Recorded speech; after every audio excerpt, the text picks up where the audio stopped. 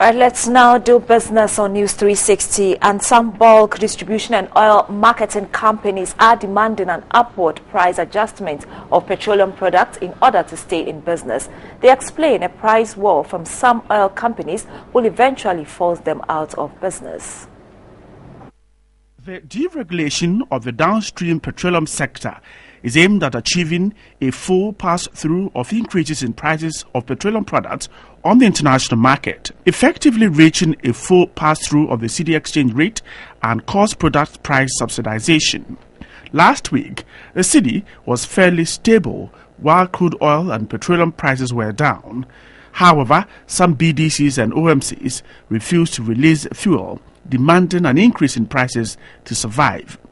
According to the Executive Secretary of the Chamber of Petroleum Consumers, Duncan Amwa, oil distributors and petrol stations have attributed the situation to an ongoing price war. Deregulation indeed has proved to be effective, but there's still the inherent dangers if we are not careful, such as catalyzation, as we are seeing. We think the competition on the market has been a bit gruesome to some of the OMCs and BDCs, and they probably need to recover some monies. He was quick to add that not all the BDCs and OMCs are calling for an increase.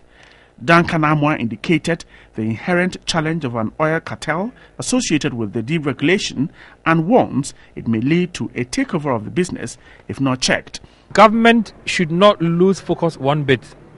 In fact, whatever amounts that were being used previously to subsidize petroleum, if government could tentatively put into some of the state petroleum agencies, like you mentioned, Bostgol, Tamoyo Refinery, they should be able to keep all of us, balanced.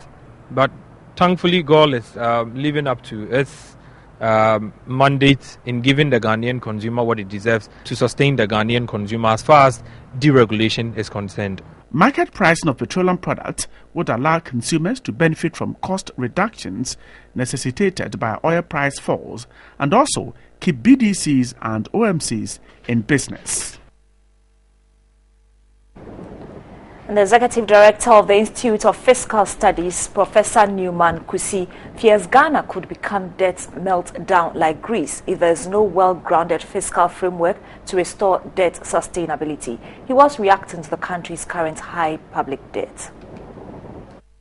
Already reached a level. Professor Newman Kusi was speaking at the Economy of Ghana Network program on the theme Public Debt and Sustainability with Ghana.